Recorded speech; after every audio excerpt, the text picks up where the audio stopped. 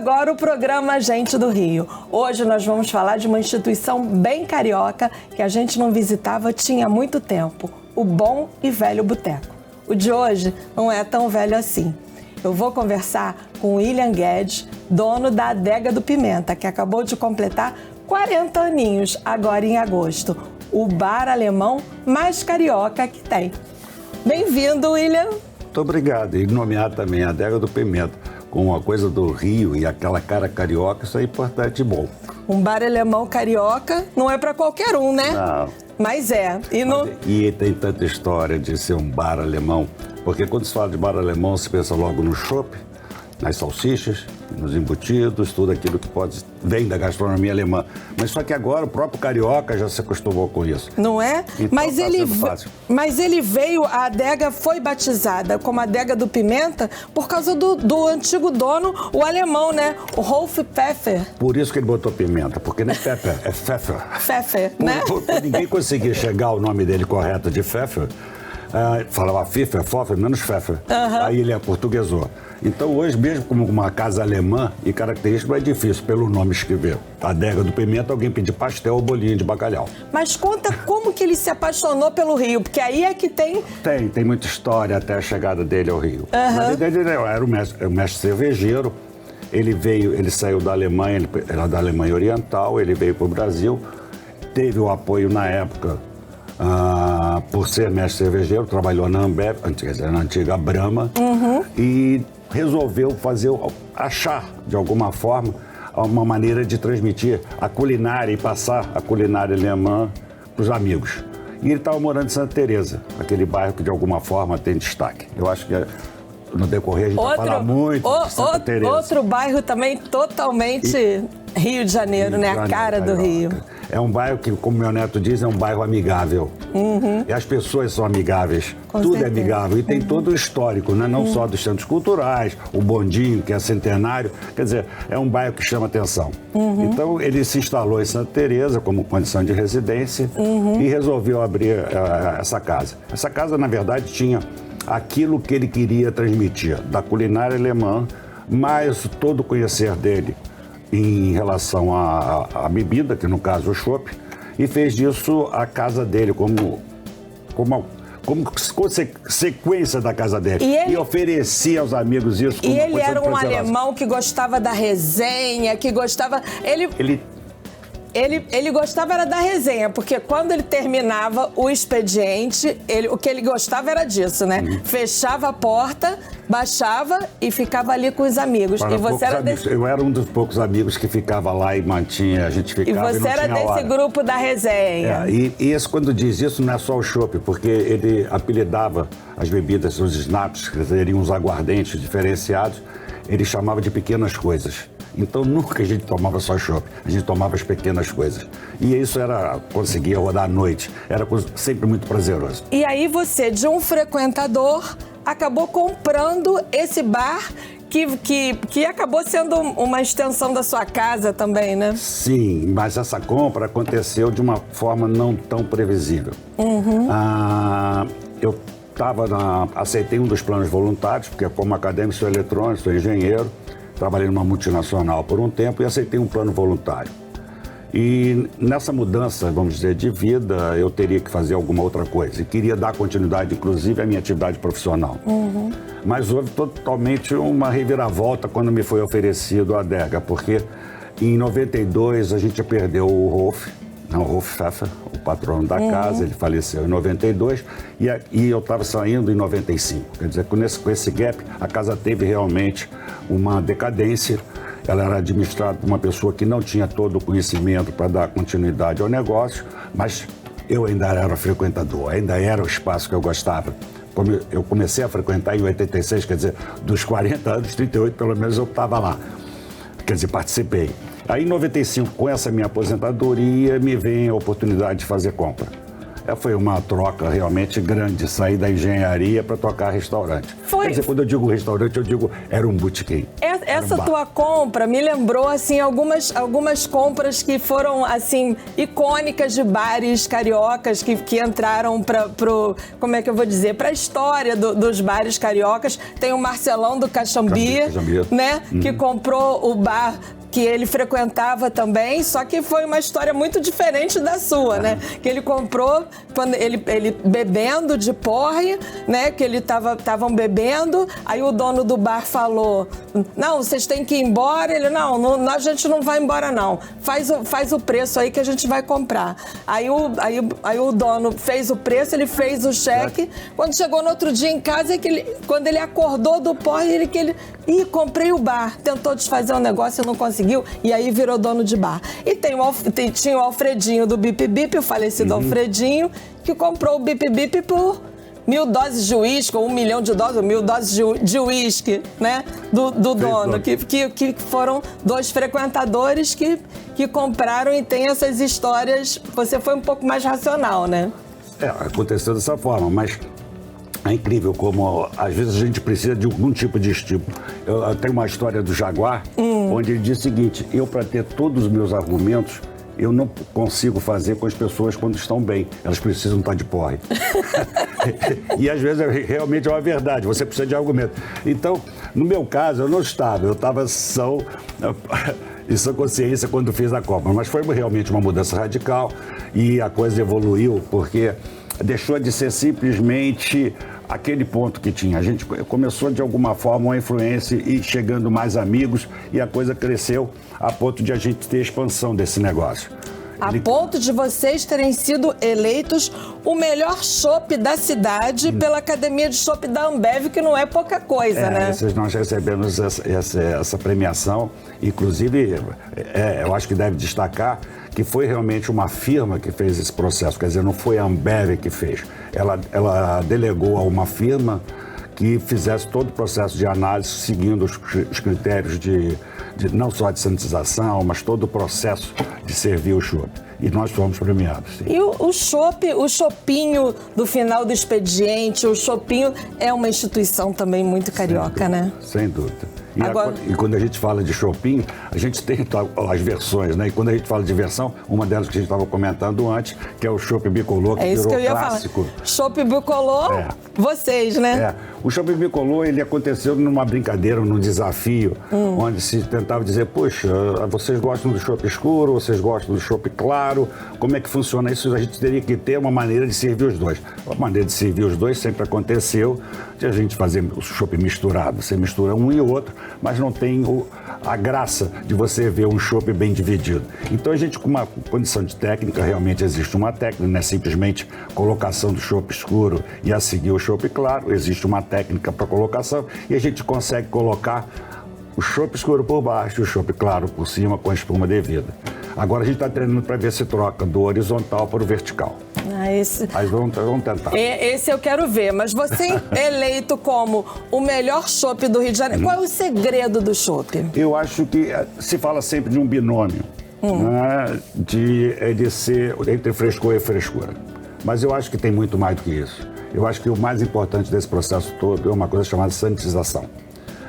Você precisa ter o processo de limpeza e de controle e de armazenamento dos teus copos, quer dizer, todo o processo de higiene, porque quando o chopp é servido, quando você vê sair uma bolinha que você pensa: ele está champanhado, não, ou está com gás, não existe isso. Na verdade, é algum tipo de sujeira, na verdade, algum tipo de gordura. Quando eu digo sujeira, me refiro a uma gordurazinha que tem no copo, que de alguma forma está reagindo com o chopp e faz aquela bolinha subir.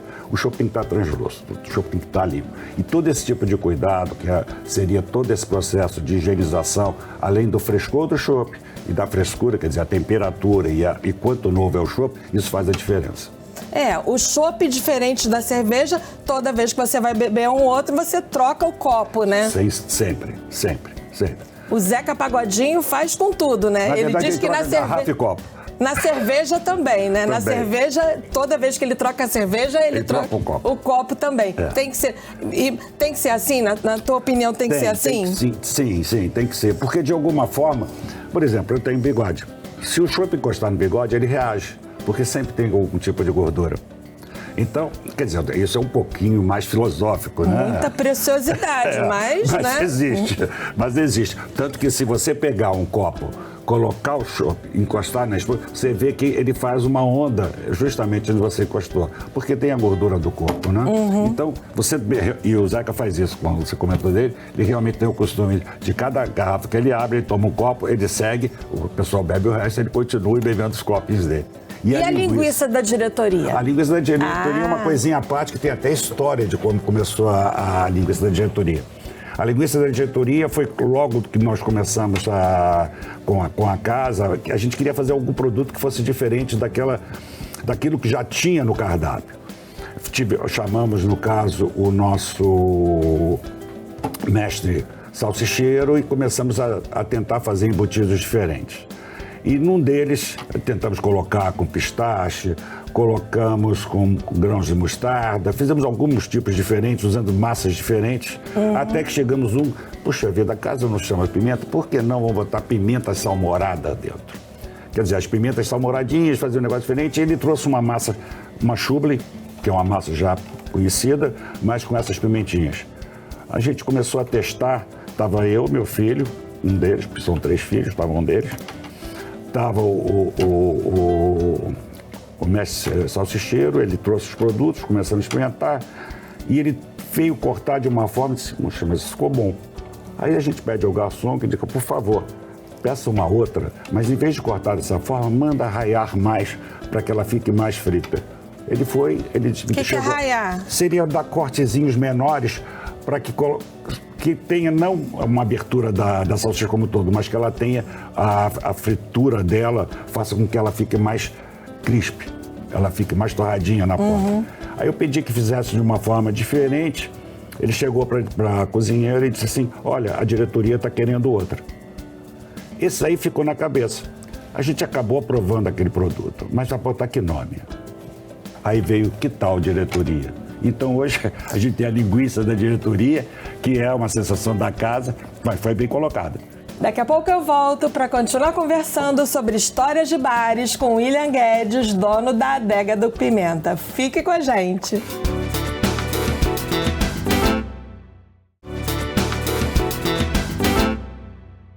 Estamos de volta com o Gente do Rio. Hoje conversando com William Guedes, da Adega do Pimenta. William, a gente ia contar sobre histórias de bares. Você deve ter 1000 histórias, 1000 resenhas com os frequentadores de lá, né? Tem bastante. Tenho que sair fazendo todo esse processo de lembrança de cada uma delas. Desde a época do Rolf não dá, né? Porque essa resenha não ia ter, a gente ia ter que fechar as portas aqui do programa e ficar. Tem coisas, tem histórias interessantes e às vezes até não tão, mas com condição de franqueza, mas que são interessantes. Famosos. Quem são os famosos que você gosta de resenhar lá? É tanta gente que passa por lá, vamos lá. Eu fico meio constrangido de fazer isso, porque com certeza eu vou esquecer vários nomes. Não tem problema. E frequenta, quando eu digo quando frequenta, não é só Santa Teresa, né? Frequenta também o Leblon, Pedro Bial, Ed Mota. São 2 frequentadores que são assíduos. O Ed Mota é caricato, é um conhecer não só de cerveja, mas de vinhos também. E gosta da adega, e como ele tem um estúdio, faz gravação num estúdio que fica em Santa Teresa, ele costuma ir na adega e vai com bastante frequência. E realmente é um gourmand, sabe? Gosta do produto, dos produtos, e faz uso bastante. Sempre tem histórias para contar pra gente. William, trabalhar em família, com os filhos. Isso aí Gustavo, Fábio e Letícia. Isso. Os 3 trabalham lá com você, é um privilégio, mas dá briga, dá rolo, como é que é? Tá. Sim, nunca é fácil. Eu nunca sei quando sou pai e nunca sei quando sou patrão. Eu erro sempre. Mas é privilégio. Você ter os filhos, de alguma forma, você dá sequência ao teu negócio. Todos os 3 também com formação acadêmica e, de alguma forma, se encaixam bem no negócio como um todo, porque a casa precisa de alguém que tenha parte financeira, tem alguém que conheça realmente não só de cozinha, mas que possa trazer novidades nessa área. Tem a parte de controle e tem a parte de marketing que precisa ser feita. Então, de alguma forma, com a profissionalização desses meus filhos e junto com essa condição de negócio, eles conseguem atender bastante bem. Nem tudo são flores. Sim. Santa Teresa é um bar de muitas contradições, tem a insegurança, a violência. Como é que vocês lidam com isso lá? Eu não diria que a insegurança... A gente tem o poder público, de alguma forma, tem nos atendido em Santa Teresa. A gente realmente é rodeado de comunidades, mas eu acho que isso não pode ditar a isso ou colocar isso como fator de risco Santa Teresa. Se a gente for falar em termos estatísticos, talvez Santa Teresa só perca isso. Eu estou falando da delegacia. Posso estar errado, mas pouca coisa errada. Talvez a gente só perca para a URCA em relação à atividade. Mas Santa Teresa, tudo que acontece em Santa Teresa, de alguma forma, tem uma repercussão muito maior do que possa acontecer em Copacabana ou qualquer outro bairro. Então, tudo que acontece em Santa Teresa tem um processo de divulgação muito maior. Eu me sinto muito à vontade em Santa Teresa. E como eu tinha dito antes de ser amigável, é um bairro onde você conhece as pessoas. Você não consegue ir de uma esquina a outra sem parar para conversar com alguém. Quando o bonde passa, você é cumprimentado pelo bonde. Quando eu digo cumprimentado pelo bonde, é o condutor do bonde. O condutor, as pessoas que estão no bonde. As pessoas se comunicam. É um bairro onde tem um número bastante grande de centros culturais, Airbnb. E se você... E ateliês, inclusive tivemos agora, por essas 2 últimas semanas, o Portas Abertas. Santa Teresa de Portas Abertas. Onde leva para o bairro muita gente, é uma coisa interessante. E está sendo a associação a AME Santa, é uma associação que está, de alguma forma, promovendo muitos eventos no bairro. E está acontecendo, o bairro está... Tem cartomante lá? Não, isso eu não sei. Mas aqui tem, então vamos lá, que agora que eu vou botar carta. Tem. Tem cartomante aqui, ó. Vamos lá, vamos botar a carta aqui, ó. Vamos lá. Pode tirar. Saudades da minha laje. O que te dá, o que você tem saudade nesse Rio de Janeiro? Lá dos teus tempos de outrora. Porque eu tinha aquela infância de rua. Então eu me lembro. Eu também. A sua infância foi aonde? Rio Comprido. Quando o Rio Comprido ainda não tinha o túnel, você tinha aquela Paulo de Fronten, que você podia andar ali, você pegava peixinho no rio. Olha! Você tinha peixinho, então eu tenho bastante saudade desse meu tempo de infância. Brincava de quê? Brincava de lateiro? Brincava de pique? Não, você conseguia... Soltava pipa? Soltar pipa era Dava uma de delas. bique? Pique também. De bique na pipa? Sim, bico, né? De bico. Pode tirar mais uma. Vamos lá. Vamos marcar é outra instituição carioca, né? Vamos marcar e nunca marca. Não. O que você sempre quis fazer no Rio de Janeiro e nunca fez? Uma coisa que eu pensei em fazer no Rio de Janeiro e nunca fiz foi saltar de parapente. Olha, ousado, hein? Ainda há tempo. Ainda pode ser, mas é uma coisa que eu pensei sim, já me passou várias vezes, mas... Por causa da ousadia, ganhou direito a mais uma carta. Vamos lá, mais uma. Tô de Bob. Dono de bar não deve ficar muito de bobeira, mas quando você tá de bobeira, o que você gosta de fazer sem ser estar no bar? Viajar. Isso aí realmente já é condição de compromisso. É porque quando eu disse a família quando eu digo que é uma condição de privilégio, é que o negócio continua andando e eu me sinto agora aposentado. Não que eu esteja aposentado em relação ao negócio, mas me sentindo aposentado me dá essa oportunidade de poder sair, viajar. É uma coisa que eu gosto muito. Porque os filhos já podem se ausentar mais um pouco. Eles saem tanto quanto eu, na verdade. Mas a gente tem uma oportunidade boa. E agora, então, vamos para o nosso momento Cadeira no Portão. Cadeira no Portão é o seguinte, no Rio Comprido devia ter isso, né? Sim. Aquela noite calorenta, pega a cadeira de praia, bota no portão e vai fazer o quê? Olha, não é fofocar. Claro. Vai falar das pessoas. E agora nós vamos falar das pessoas. Vamos lá. Vamos lá? Vamos lá. Rolf Pfeffer e Roland Reis. Roland Reis. Roland Reis. Tem história. Rolf Pfeffer e Roland Reis. Foi um amigo. Foram os fundadores, né? Da Adega do Pimenta. Essa foto é de 84. Olha. Essa foto é de 84. O Pfeffer acabou... O Roland tem menos tempo, mas o Pfeffer acabou falecendo em 92. Quer dizer, ele ficou em cuidados com a adega por 8 anos. Quer dizer, desses 40 anos, 32 me pertence, mas eu tenho a saudade realmente do amigo. Ele foi muito amigo. E também não vou dizer só o amigo, ele também era um instrutor, porque os dois eram mestres cervejeiros, né? E ele, como mestre cervejeiro, tinha mais contato só com o Rolf.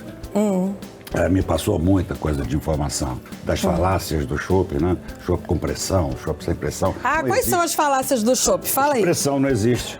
A pressão é constante. Dizer quando você pega aquele chopp e diz, o chopp está cheio de pressão, não está. O que você fez foi estrangular a torneira para que saísse mais espuma. Mas a pressão do chopp que sai, o chopp é igual. Não existe chopp com pressão. Rosemarie Muraro. Essa é uma frequentadora, ela está sempre com a gente, tem muitas histórias. Tem. Então me conta pelo menos uma. Se ela tem muitas histórias... Não, quando eu digo muitas histórias, é da presença, das colocações dela e da participação dela na sociedade como um todo, que traz pra gente grandes lembranças. Mas uma história dela lá na Adega do Pimenta. O gosto, por exemplo, o prato tinha que estar do jeito... Gulas era o prato predileto dela. E ela fazia uma coisa que era interessante, que normalmente você pega a batata e amassa. Ela não, ela gostava de comer, por exemplo, isso eu me lembro bem, ela cortava a batata em pedacinhos para poder comer com gulas. Ela não fazia aquela coisa do ritual de amassar para engrossar o caldo do gulas. Era um detalhe dela. E vocês eram muito amigos? A gente tinha um relacionamento e era conversa, porque a adega como um todo, a gente cria um processo de amizade com todas as pessoas. Não é bem intimista a adega. Não só por condição de espaço, ou talvez até condição minha comportamental de poder trazer as pessoas para conversa. Eu acho que o dono de bar tem que ser isso, né? A maioria dos bares e restaurantes que eu frequento é isso. Né? São os donos que eu gosto, que você vai lá e que você vai até mais para conversar. Gosta da comida também, mas vai também porque quer conversar. Isso é uma verdade. Não é isso? Isso é uma verdade. O dono de bar, que ele não quer conversa, é difícil. Só o Alfredinho, né, que dava certo assim, né, que era o mal-humorado, né? Alfredinho, quando gostava de perfume, chegava lá, não vem falar comigo não, você tá de perfume, fala. O único mal-humorado que dava certo era o Alfredinho, o resto, né?